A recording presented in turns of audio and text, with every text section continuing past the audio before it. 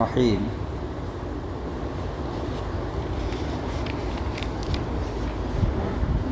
الحمدللہ تراویح تو مکمل ہو چکی ہے۔ کل جو خلاصہ ہمارے مطالعے میں آیا تھا سورہ فجر تک کا خلاصہ ہوا تھا۔ آگے سورہ بلد ہے جس میں اللہ نے مکمل زمین کو خوشحالی اور امن کا گہوارہ حضرت ابراہیم علیہ السلام کی دعا اور بیت اللہ کی برکت کی وجہ سے بنایا۔ اسی نے آنکھیں، زبان اور ہونٹ دیے، بھلائی برائی کی تمیز دی۔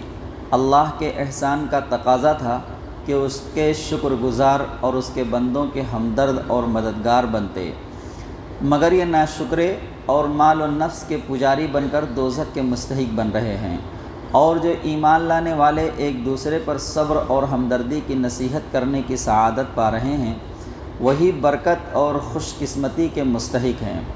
سورہ شمس جس طرح سورج اور چاند دن اور رات ایک دوسرے کے الٹ ہیں، اسی طرح نیکی اور بدی کے نتائج بھی مختلف ہیں، اور اللہ نے انسان کو دونوں میں تمیز کی سمجھ دی ہے۔ اب اگر وہ اپنے نفس کو برے رجحانات سے پاک کرے گا تو کامیاب ہوگا، اور اگر اچھائی کے جذبہ کو دبا کر برائی کو ابھرنے دے گا تو نامراد ہوگا، جیسے قوم سمود ہوئی۔ سورہ لیل جو آدمی اللہ کے راستہ میں مال خرچ کرے، خدا ترسی اختیار کرے اور بھلائی کو بھلائی مانے، اس کے لیے نیکی کرنا آسان، اور جو تغافل کرے، اللہ کی رضا اور ناراضگی کی فکر سے بے پرواہ ہو جائے اور بھلی بات کو جھٹلائے، اس کے لیے بری راہ آسان کر دی جاتی ہے۔ آخرت میں ایسے انسان کے لیے بھڑکتی ہوئی آگ تیار ہے، اور اللہ کی رضا کے لیے کام کرنے والے سے وہ راضی ہوگا۔ سورہ ضحیٰ اور علم نشرہ یہ دونوں صورتیں مکے کے ابتدائی دور میں نازل ہوئیں۔ روایات میں ہے کہ کچھ مدت تک وحی کا سلسلہ بند رہا، جس سے حضور صلی اللہ علیہ وآلہ وسلم کو یہ اندیشہ لاحق ہوا کہ کہیں میرا رب مجھ سے ناراض تو نہیں ہوا۔ اس پر آپ کو تسلی دی گئی کہ وحی کا سلسلہ کسی ناراضگی کی بنا پر بند نہیں ہوا، بلکہ یہ وقفہ مزید وحی کے برداشت کرنے کے لیے دیا گیا، جیسے دن کے بعد رات کا سلسلہ تازہ دم ہونے کے لیے دیا جاتا ہے۔ ابھی آپ صلی اللہ علیہ وآلہ وسلم وحی کے نزول کی شدت کے عادی نہ ہوئے تھے۔ فرمایا، قسم ہے روز روشن کی اور رات کی جبکہ وہ سکون کے ساتھ طاری ہو جائے۔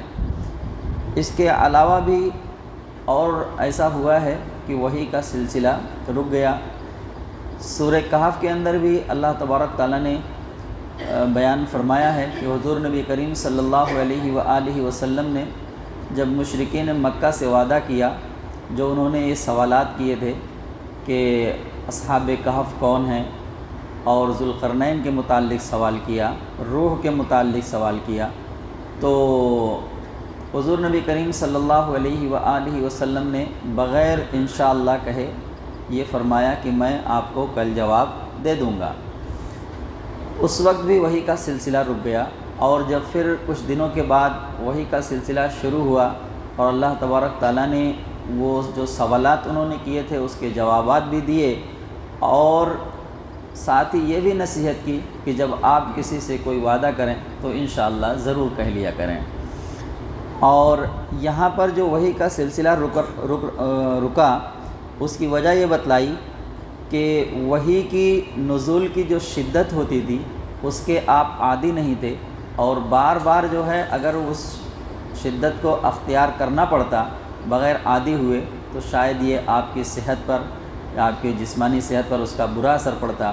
اس وجہ سے بھی جو ہے اس وحی کے سلسلے کو تھوڑے دنوں کے لیے موقوف کر دیا گیا، جس کی وجہ سے مشرکین مکہ کو موقع ملا اور وہ آپ کو طعنہ دینے لگے کہ محمد کے رب نے محمد کو چھوڑ دیا ہے، نعوذ باللہ۔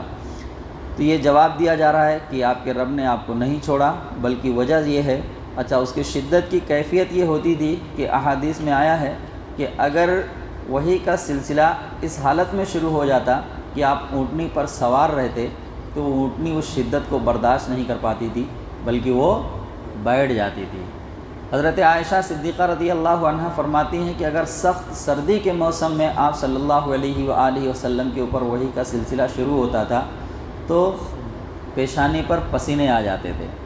ایک مرتبہ حضور نبی کریم صلی اللہ علیہ وآلہ وسلم ایک صحابی کے زانوں پر اپنا سر رکھ کر لیٹے ہوئے ہیں اور اس حالت میں وحی کا سلسلہ شروع ہوا۔ وہ صحابی کہتے ہیں کہ ایسا لگتا تھا ابھی میری ران ٹوٹ جائے گی۔ تو یہ اثر تھا وحی کا، اس لیے جو ہے ابھی چونکہ آپ عادی نہیں تھے اس کے، اس لیے پہلی وحی کے بعد پھر جو ہے وحی کے سلسلے کو موقوف کر دیا گیا۔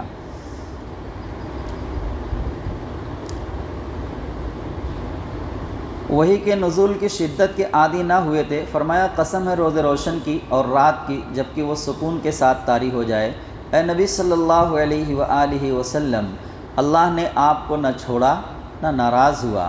آپ کی زندگی کا بعد کا دور پہلے دور سے بہتر ہوگا۔ جب وحی کا سلسلہ شروع ہوا تو سب سے پہلے آپ صلی اللہ علیہ وآلہ وسلم کو یہ خوشخبری سنائی جا رہی ہے کہ آنے والا جو دور ہے وہ پہلے دور سے بہتر ہوتا چلا جائے گا۔ پیدائش سے لے کر آپ صلی اللہ علیہ وآلہ وسلم کے وصال تک اگر ہم پوری طرح سے سیرت کا مطالعہ کرتے ہیں تو یہ بات بالکل واضح ہو کر ہمارے سامنے آ جاتی ہے کہ آپ کا ہر آنے والا دن پہلے دن سے بہتر ہوتا چلا گیا ہے، اور عنقریب آپ کا رب آپ کو اتنا کچھ دے گا کہ آپ خوش ہو جائیں گے۔ اور آگے کے لیے بھی امید بڑھا دی اللہ تبارک تعالیٰ نے کہ اتنا کچھ نوازا جائے گا آپ کو کہ آپ خوش ہو جائیں گے، راضی ہو جائیں گے آپ۔ یہ آیت جب نازل ہوتی ہے تو روایت میں آتا ہے کہ حضور نبی کریم صلی اللہ علیہ وآلہ وسلم نے فرمایا کہ میں اس وقت تک راضی نہیں ہوں گا جب تک کہ اپنے ہر امتی کو جہنم سے نکال کر جنت میں داخل نہیں کرا لوں گا۔ ہر امتی ایمان والے، کیونکہ بغیر ایمان کے آخرت میں کوئی عمل قابل قبول نہیں ہوگا۔ تو پہلی شرط جو ہے ایمان ہے، اس کے بعد پھر شفاعت اور جو کچھ بھی ہے نوازشیں وہ اس کے بعد شروع ہوں گی، کیونکہ اللہ تبارک تعالیٰ نے مشرکین کے متعلق یہ کہہ دیا کہ یہ ہمیشہ ہمیش کے لیے جہنم میں رہیں گے۔ اے نبی صلی اللہ علیہ وآلہ وسلم، اللہ نے نہ آپ کو چھوڑا نہ ناراض ہوا۔ آپ کی زندگی کا بعد کا دور پہلے دور سے بہتر ہوگا، اور عنقریب آپ کا رب آپ کو اتنا کچھ دے گا کہ آپ خوش ہو جائیں گے۔ کیا آپ یتیم نہ تھے؟ اب مثال دے کر یہ بات سمجھائی جا رہی ہے کہ کیا آپ یتیم نہ تھے؟ اللہ نے بندوبست کیا، آپ کو ناواقف راہ پایا تو ہدایت بخشی، آپ کو نادار پایا تو مالدار کر دیا۔ لہٰذا اس نعمت کا حق یہ ہے کہ یتیم کے ساتھ سختی نہ کیجیے، سائل کو نہ جھڑکیے، اپنے رب کی نعمتوں کا اظہار کیجیے۔ ایک یتیم کا درد کیا ہوتا ہے ایک یتیم اچھی طرح سے سمجھ سکتا ہے، اور آپ صلی اللہ علیہ وآلہ وسلم یتیم تھے، اس لیے جو ہے اور آپ کو یہ نصیحت کی جا رہی ہے کہ آپ یتیم کو آپ جو ہے یتیم کے ساتھ سختی نہ کیجیے، سائل کو نہ جھڑکیے، یعنی اگر کوئی مانگنے والا آپ کے پاس سوالی بن کر آتا ہے تو آپ اس کو جھڑکیں نہ، بلکہ اپنی حیثیت کے مطابق جو بھی کچھ آپ اس کو دے سکتے ہیں اسے نواز دیں، اور اپنے رب کی نعمتوں کا اظہار کیجیے۔ نبی صلی اللہ علیہ وآلہ وسلم کو تسلی دی گئی کہ اللہ آپ کو ضرور کامیاب کرے گا، اور اس راہ میں جو رکاوٹیں اس وقت نظر آ رہی ہیں وہ سب دور ہو جائیں گی۔ آنے والا دور اس سے بہتر ہوگا، اور اللہ ایسی کامیابیاں عطا فرمائے گا کہ آپ کا دل خوش ہو جائے گا، اور آپ کا نام قیامت تک پوری دنیا میں گونجتا رہے گا۔ بس طریقہ یہی ہے کہ دعوت کی مشقت کے ساتھ اپنے رب سے لو لگائیں۔ اگر ہم سیرت کا مطالعہ کرتے ہیں تو ان صورتوں کے اندر جو بشارتیں اللہ کے رسول صلی اللہ علیہ وآلہ وسلم کو اللہ تبارک تعالیٰ نے دیں، ہر بشارت حرف بحرف بالکل صحیح ہو کر ہمارے اور آپ کے سامنے آ گئی ہے۔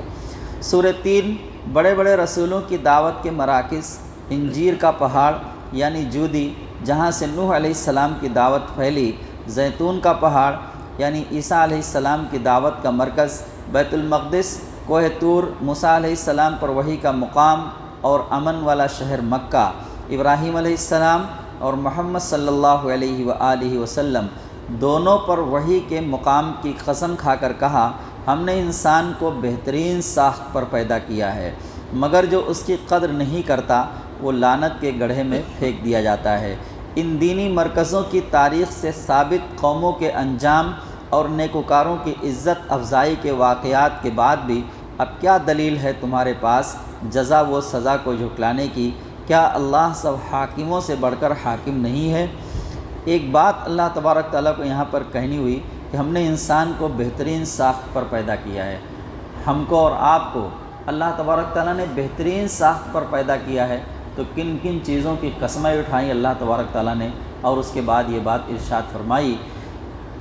تو گویا ہمارا یہ کام بنتا ہے کہ اللہ تبارک تعالیٰ نے جس کام کے لیے ہمیں پیدا کیا ہے ہم وہی کام کریں۔ جن کاموں سے اللہ تبارک تعالیٰ نے ہمیں روکا ہے وہ کام ہمیں بالکل زیب نہیں دیتا۔ بہترین ساخت پر پیدا کیا اللہ تبارک تعالیٰ نے، اور کسی مخلوق کے لیے یہ بات نہیں فرمائی۔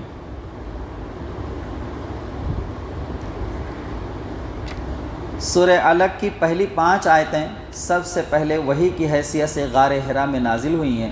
ان میں اللہ نے اپنے نبی صلی اللہ علیہ وآلہ وسلم کو حکم دیا کہ پڑھیے اپنے رب کے نام سے جو سارے جہانوں کا خالق ہے، اور لوگوں کو اس کا فرمان سنا دیں کہ اس نے انسان کو خون کے جمے ہوئے لوتھڑے سے پیدا کیا، اور یہ فضل فرمایا کہ علم سکھانے کے لیے قلم کے ذریعے اس کی تعلیم کا مستقل انتظام کیا، اور اس کو وہ باتیں بتائیں جنہیں وہ پہلے نہیں جانتا تھا۔ اللہ تبارک تعالیٰ نے ان 5 آیتوں کے اندر جو سب سے اہم تعلیم دی ہے وہ علم کو 2 مرتبہ دہرایا۔ ایک تو یہ بات کہی کہ پڑھیے، سب سے پہلا لفظ وحی کے ذریعے جو اس امت پر نازل ہو رہا ہے وہ کیا ہے؟ پڑھیے۔ آج یہی امت جو ہے علم کے معاملے میں سب سے پیچھے ہوتی ہوئی نظر آ رہی ہے۔ ایک دور ایسا تھا جب یقیناً یہ امت پڑھ رہی تھی، لکھ رہی تھی، اس وقت جو ہے عروج پر تھی، کوئی ثانی نہیں تھا۔ آج جو ہے اس ہتھیار کو امت نے چھوڑ دیا تو ایسا زوال کا شکار ہوئی کہ یہاں سے نکلنے کی کوئی سبیل نہیں بن پا رہی ہے، کوئی راستہ نہیں بن پا رہا ہے، اور جب تک ہم اس کو پھر ہتھیار کے طور پر استعمال نہیں کریں گے تب تک یہاں سے ہم باہر نہیں نکل پائیں گے۔ اسی علم کے راستے کو، پڑھنے پڑھانے کے راستے کو ہی ہمیں اپنانا پڑے گا۔ نبی صلی اللہ علیہ وآلہ وسلم کی دعوت کے جواب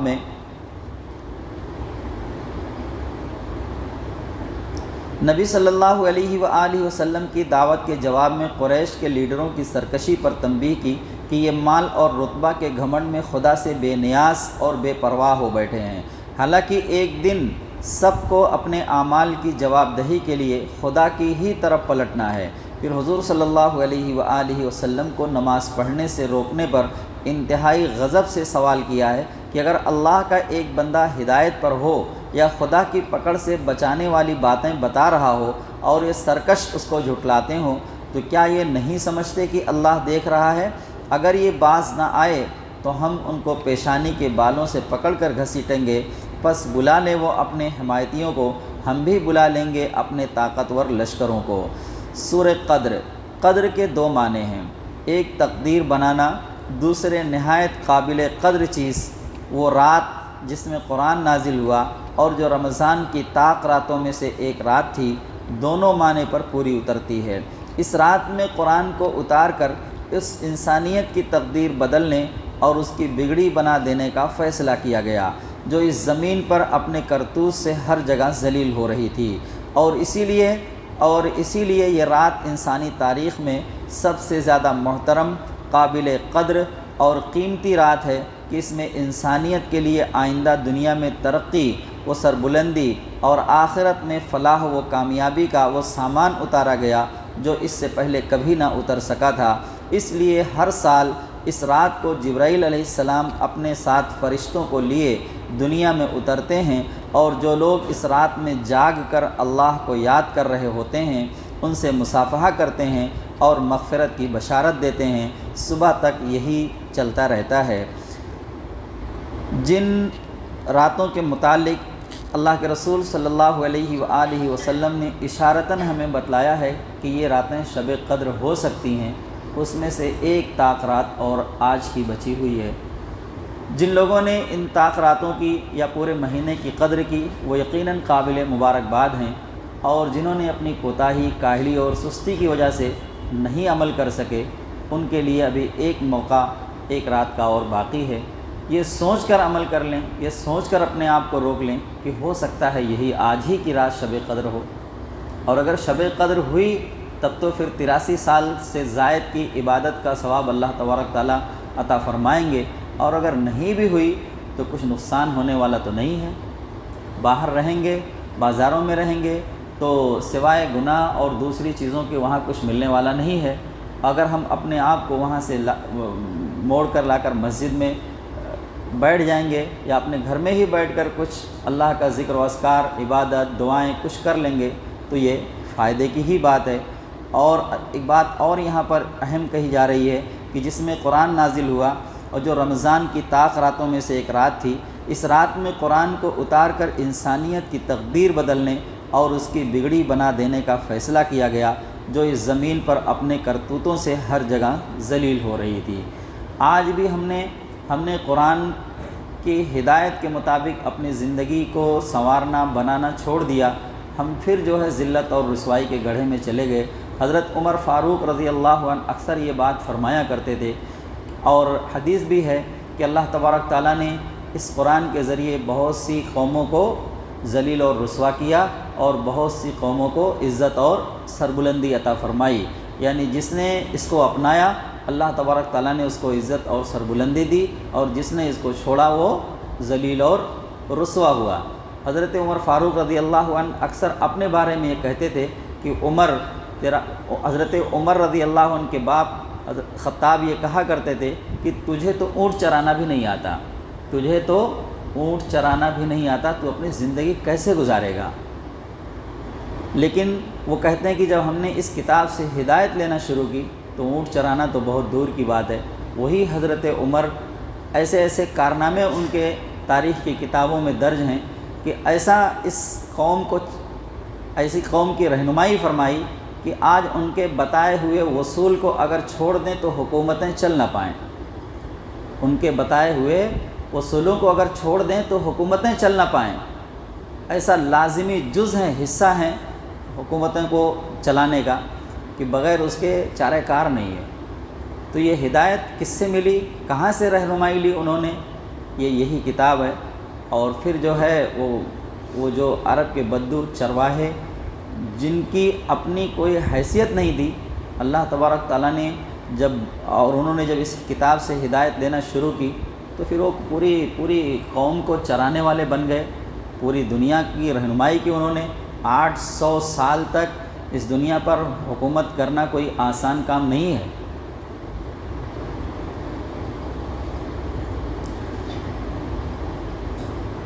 سورہ بینہ میں بتایا گیا کہ اہل کتاب یہودی، عیسائی اور مشرکین دونوں گٹھ جوڑ کر کے قرآن کو جھٹلانے کے لیے اٹھ کھڑے ہوئے ہیں۔ اس کی وجہ یہ نہیں ہے کہ قرآن کے بارے میں وہ شک میں مبتلا ہیں، بلکہ اس کا اصل سبب ان کا تکبر اور گھمنڈ ہے۔ لوگ تاریخ کے آئینہ میں اہل کتاب کا کردار دیکھیں تو ان پر یہ حقیقت واضح ہو جائے گی کہ ان کی طرح ان کے باپ دادا بھی اپنے زمانوں میں پیغمبروں سے معجزات طلب کرتے رہے، مگر معجزات دیکھ لینے کے باوجود خدا کی کتاب اور اس کے دین کا انکار کیا، پھر اپنی مرضی کے مطابق 3-5 کرتے رہے۔ ایمان لانے کا اصل ذریعہ معجزات نہیں، خدا کا خوف ہے، جس سے محروم ہونے کے سبب خدا کے ہاں ان کا شمار بدترین مخلوق میں ہے، اور بہترین مخلوق وہ ہیں جو ایمان لا کر نیک عمل کریں، ان کی جزا جنت ہے، اللہ ان سے راضی، وہ اللہ سے راضی۔ معجزات تو اتنے بڑے بڑے دیکھے، لیکن معجزات دیکھ کر اسلام اس وقت قبول نہیں کیا۔ ابو جہل کھڑا ہے کنکر لے کر اپنے ہاتھ اپنی مٹھی میں، اور آپ صلی اللہ علیہ وآلہ وسلم سے سوال کر رہا ہے کہ میری مٹھی میں کیا ہے؟ تو معجزے کے طور پر اللہ کے رسول کو بتلانا نہیں پڑا کہ مٹھی میں کیا ہے، بلکہ مٹھی میں رہنے والے کنکر نے خود کلمہ پڑھا اور وہ سنا، لیکن کیا وہ اسلام قبول کیا؟ اس نے ایمان لایا؟ نہیں لایا۔ یہی مشرکین مکہ نے اپنی آنکھوں سے دیکھا کہ چاند 2 ٹکڑے ہوا۔ سفر پر آنے والے مسافروں نے گواہی دی کہ ہاں ہم نے اس رات کو، اس وقت، اس تاریخ کو چاند کے 2 ٹکڑوں کو بالکل الگ الگ دونوں پہاڑیوں کے اوپر، ایک ٹکڑا اس پہاڑی پر اور ایک ٹکڑا اس پہاڑی پر دیکھا۔ لیکن کیا وہ لوگ ایمان لائے؟ نہیں لائے۔ معجزات کو دیکھ کر ایمان نہیں لائے، ہاں اللہ کے رسول صلی اللہ علیہ وآلہ وسلم کے اخلاق کو دیکھ کر متاثر ہوئے اور ایمان لائے۔ قرآن کی آیتوں کو سنا، ان کے دلوں پر اثر ہوا، ایمان لائے۔ سورہ زلزال میں بتایا گیا کہ وہ دن ضرور آنے والا ہے جب انسان کی ہر نیکی بدی خواہ کتنے پردوں میں کیوں نہ کی گئی ہو اس کے سامنے رکھ دی جائے گی۔ اس حقیقت کا نقشہ اس طرح کھینچا گیا کہ جبکہ زمین پورے زور کے ساتھ جھنجھوڑ دی جائے گی اور وہ اپنے اندر کے سارے بوجھ نکال کر باہر ڈال دے گی۔ انسان کہے گا یہ اس کو کیا ہو رہا ہے؟ اس روز وہ اپنے اوپر سے گزرے ہوئے سارے حالات بیان کر دے گی، اس لیے کہ اس کے رب نے اسے ایسا کرنے کا حکم دیا ہوگا۔ اس دن لوگ قبروں سے اس طرح نکلیں گے کہ کسی کے ساتھ نہ اس کے اہل خاندان ہوں گے، نہ اعزا و اقربا، نہ اس کا جتھا پشت پر ہوگا، نہ اس کے نوکر چاکر، نہ اس کی دولت و جائیداد، اور نہ اس کے دوست احباب اور مددگار، اور نہ اس کے خدا کے ساتھ ٹھہرائے ہوئے شریک، بلکہ ہر ایک اپنے اعمال کی جواب دہی کے لیے اپنے رب کے حضور حاضر ہوگا۔ یہ اس لیے ہوگا کہ ان کو ان کے اعمال آنکھوں سے دکھا دیے جائیں گے، پھر جنہوں نے ذرہ برابر نیکی کی ہوگی وہ اس کو دیکھ لے گا، اور جس نے ذرہ برابر بدی کی ہوگی یہ اس کو دیکھ لے گا۔ سورہ عادیات۔ انسان آخرت سے غافل ہو کر کیسی اخلاقی پستی میں گر جاتا ہے، اسے سمجھانے کے لیے اس عام بدامنی کو پیش کیا گیا کہ جس سے سارا ملک تنگ آیا ہوا تھا، ہر طرف لوٹ مار کا بازار گرم تھا، قبیلوں پر قبیلے چھاپے مارتے تھے، اور کوئی شخص بھی رات چین سے نہیں گزار سکتا تھا، کیونکہ ہر وقت یہ دھڑکا لگا رہتا تھا کہ کب کوئی دشمن صبح سویرے اچانک ان کی بستی پر ٹوٹ پڑے۔ ایک ایسی حالت تھی جسے سارا عرب محسوس کر رہا تھا، مگر کوئی اسے ختم کرنے کے متعلق نہیں سوچتا تھا۔ ایسے حالات میں قرآن کا نزول شروع ہوتا ہے، اور حضور نبی کریم صلی اللہ علیہ وآلہ وسلم کی بعثت ایسے حالات میں ہو رہی ہے۔ آپ ایسے حالات میں نبی بنائے جا رہے ہیں، اور آپ صلی اللہ علیہ وآلہ وسلم کی محنت، دعوت کی، اور قرآن کا نزول، قرآن کا اثر ہونا ان کے دلوں پر۔ پھر جہاں یہ کیفیت تھی وہاں پر یہ حالت بن جا رہی ہے کہ ایک بڑھیا بھی اگر سونا اچھالتی ہوئی جاتی ہے تو اس کو کوئی خوف نہیں ہوتا، کوئی ڈر نہیں ہوتا، آرام سے وہ پورا سفر اپنا طے کر لیتی ہے۔ اس صورتحال کی طرف یہ برکت تھی اسلام کی، یہ برکت تھی اس دین کی جس کے ہم اور آپ ماننے والے ہیں۔ تو اگر ہم اپنی زندگی میں اس کو اسی طرح سے نافذ کرتے ہیں جیسا ہمارا رب چاہ رہا ہے، تو پھر وہی امن اور امان جو اس وقت دیکھنے کو ملا تھا وہ آج بھی دیکھنے کو مل سکتا ہے۔ اس صورتحال کی طرف گھوڑوں کے ذریعے حملہ کر کے شبخون مارنے کا نقشہ کھینچتے ہوئے توجہ دلائی گئی کہ موت کے بعد دوسری زندگی، اور اس میں خدا کے حضور جواب دہی سے بے پرواہ ہو کر انسان رب کا ناشکرا ہو گیا، اور وہ خدا کی دی ہوئی قوتوں کو ظلم و ستم اور غارت گری کے لیے استعمال کر رہا ہے۔ وہ مال و دولت کی محبت میں اندھا ہو کر ہر طریقہ سے اسے حاصل کرنے کی کوشش کر رہا ہے، خواہ وہ طریقہ کیسا ہی ناپاک اور گھناؤنا کیوں نہ ہو۔ اس کی یہ روش ہرگز نہ ہوتی اگر وہ اس وقت کو جانتا ہوتا جب قبروں سے زندہ ہو کر اٹھنا ہوگا، اور جب وہ ارادے اور اغراض و مقاصد تک دلوں سے نکال کر سامنے رکھ دیے جائیں گے جن کے لیے اس نے دنیا میں طرح طرح کے کام کیے تھے۔ اس وقت انسانوں کے رب کو خوب معلوم ہوگا کہ کون کیا کر کے آیا ہے اور اس کے ساتھ کس طرح کا برتاؤ ہونا چاہیے۔ سورہ قاریہ۔ جس قیامت سے ڈرایا جا رہا ہے اس کا وقت اگرچہ کسی کو نہیں معلوم، لیکن اس کا آنا یقینی ہے۔ جس طرح کوئی اچانک آ کر دروازے پر دستک دیتا ہے، اس طرح وہ بھی اچانک آ دھمکے گی۔ اس دن کسی کے پاس کوئی قوت و جمعیت نہیں ہوگی۔ لوگ قبروں سے اس طرح سراسیمگی کی حالت میں نکلیں گے جس طرح برسات میں پتنگے نکلتے ہیں۔ ہر ایک پر نفسا نفسی کی حالت طاری ہوگی، کوئی بھی کسی کی مدد کرنے کی حالت میں نہ ہوگا۔ اس دن قلعے، مورچے، حصار تو درکنار، پہاڑوں کا یہ حال ہوگا کہ وہ دھنکی ہوئی روئی کے مانند ہو جائیں گے۔ اس دن صرف نیک عمل ہی کام آئے گا، اس دن صرف نیک عمل ہی کام آئے گا۔ اللہ تعالیٰ اپنے انصاف کی ترازو قائم کرے گا۔ جس کی نیکیوں کا پلڑا بھاری ہوگا وہ جنت کے کبھی ختم نہ ہونے والے عیش میں ہوں گے، اور جس کی برائیوں کا پلڑا بھاری ہوگا وہ دوزخ کے کھڈ میں بھڑکتی ہوئی آگ کے اندر پھینک دیا جائے گا۔ سورہ تکاثر، اس میں لوگوں کو اس دنیا پرستی کے برے انجام سے خبردار کیا گیا ہے، جس کی وجہ سے وہ مرتے دم تک زیادہ سے زیادہ مال و دولت اور دنیاوی فائدے اور لذتیں اور جاہ و اقتدار حاصل کرنے اور اس میں ایک دوسرے سے بازی لے جانے اور انہی چیزوں کے حصول پر فخر کرنے میں لگے رہتے ہیں، اور اسی ایک فکر نے ان کو یہ سوچنے کا موقع ہی نہیں دیا کہ کبھی ایک یقینی مرحلہ حساب کتاب اور جزا و سزا کا بھی آنے والا ہے، جس سے بے پرواہ ہو کر زندگی گزارنے والوں کو جہنم سے سابقہ پیش آئے گا، اور اس دن ہر ایک سے یہ بھی جواب طلبی ہونی ہے کہ اس نے دنیا میں جو کچھ حاصل کیا وہ کس راستے سے حاصل کیا اور اس کو کس راستے میں خرچ کیا، اور اللہ نے جو قوتیں، صلاحیتیں اور نعمتیں ان کو بخشی تھیں ان کا کتنا حصہ بخشنے والے کی خوشنودی کے لیے اور کتنا اپنے نفس اور شیطان کے لیے استعمال کیا۔ سورہ عصر میں بتایا گیا کہ زندگی کی اصل قدر و قیمت کیا ہے، انسان کی فلاح کا راستہ کیا ہے اور تباہی کا راستہ کون سا ہے۔ زمانہ کی قسم، در حقیقت انسان بڑے گھاٹے میں ہے سوائے ان لوگوں کے جو ایمان لائے اور نیک عمل کرتے رہے اور ایک دوسرے کو حق کی نصیحت اور اس پر صبر کی تلقین کرتے رہے۔ اللہ تبارک تعالیٰ نے قسم کھا کر یہ بات فرمائی ہے کہ سارے لوگ ناکام ہیں، سارے لوگ ناکام ہیں، چاہے جتنا روپیہ پیسہ اس دنیا میں اکٹھا کر لیں، چاہے جتنا بڑا مرتبہ حاصل کر لیں، سب ناکام ہیں سوائے ان لوگوں کے جو ایمان لائے اور نیک عمل کرتے رہے، سب لوگ ناکام ہیں۔ اللہ تبارک تعالیٰ نے سورہ مومنون کی ابتدا ان الفاظ سے کی ہے، قد افلح المؤمنون، قد افلح المؤمنون۔ ہمارے اور آپ کے سامنے کامیابی کا کوئی اور معیار ہو سکتا ہے، لیکن اللہ تبارک تعالیٰ کے نزدیک کامیابی کا معیار کیا ہے؟ ایمان۔ کامیابی کا معیار کیا ہے؟ ایمان اور عمل صالح، کیونکہ اس صورت کی ابتدا جہاں سے ہو رہی ہے وہاں پر کچھ اعمال صالحہ کا بھی تذکرہ ہے۔ تو کامیابی کا معیار صرف ایمان اور عمل صالح اور ایک دوسرے کو حق کی نصیحت اور اس پر صبر کی تلقین کرتے رہے۔ امام شافعی رحمۃ اللہ علیہ نے فرمایا، اگر لوگ اس صورت پر غور کریں تو یہی ان کی ابدی ہدایت کے لیے کافی ہے۔ صحابہ کرام رضی اللہ عنہم جب آپس میں ملتے تو ایک دوسرے کو یہ سورہ سنائے بغیر جدا نہ ہوتے تھے۔ سورہ حمزہ میں بتایا گیا کہ لوگوں پر لعن طعن، عیب جوئی، مال کی ہوس اور کنجوسی دوزخ کا ایندھن بنانے کا سبب ہیں۔